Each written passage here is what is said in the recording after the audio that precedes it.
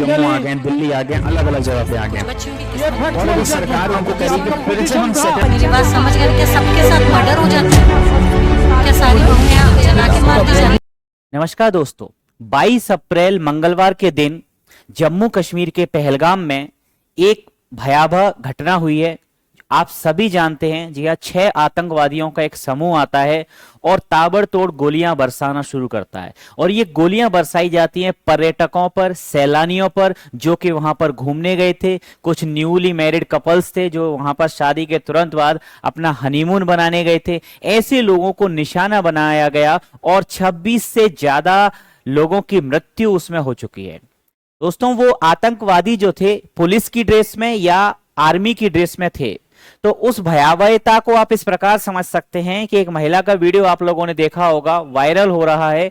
वहां पर वो रियल जब आर्मी मैन आते हैं तो वो सेम ड्रेस पहने हुए होते हैं, लगभग वैसी ड्रेस होती है, तो उनसे इतना भयभीत हो चुकी होती है, उनकी क्रूरता इतनी ज्यादा थी कि रियल आर्मी को देखकर भी वो विश्वास नहीं कर पा रही थी कि ये वास्तविक आर्मी है और ये हमें बचाने आए हैं।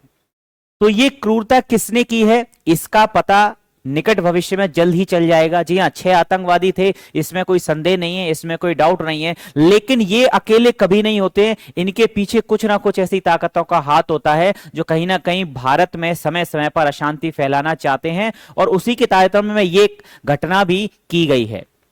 तब इसके अगेंस्ट में अगर देखा जाए तो भारत सरकार के एक्शन की हम हमेशा ही ये उम्मीद करते हैं कि एक कड़ा जवाब दिया जाना चाहिए। और उसको देखते हुए ही तुरंत मीटिंग हुई पीएमओ की और वहां पर उस मीटिंग में ये डिसाइड हुआ है, कुछ महत्वपूर्ण बातों पर इंस्टेंट तुरंत डिसीजन ले लिया गया। जी हाँ, उसमें सबसे महत्वपूर्ण है सिंधु जल जो समझौता हुआ था 1960 में पाकिस्तान के साथ, उसको रोक दिया गया है।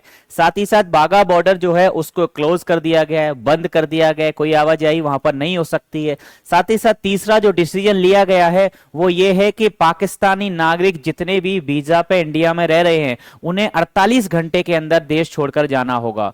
और पाकिस्तानी दूतावास जो भारत में था और भारत का भी दूतावास जो पाकिस्तान में था उनको बंद कर दिया गया है। और पाकिस्तान के जो राजनयिक भारत में हैं उनको 7 दिन का समय दिया गया है कि 7 दिन के अंदर आप जो है देश को छोड़कर चले जाएं।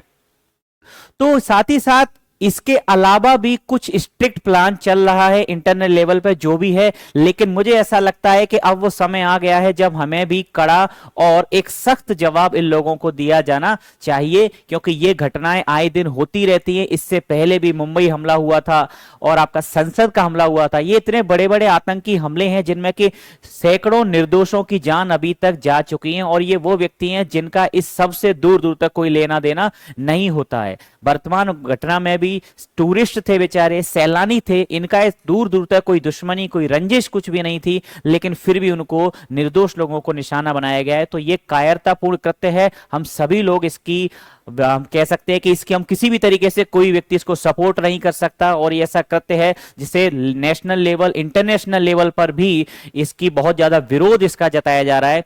तो देखते हैं जो भी होता है, जो भी होगा अच्छा ही होगा। लेकिन ऐसा लगता है कि इस बार सख्त से सख्त जवाब उन सब लोगों को दिया जाना चाहिए जो भी इस घटना के पीछे है। धन्यवाद। Subscribe for more content.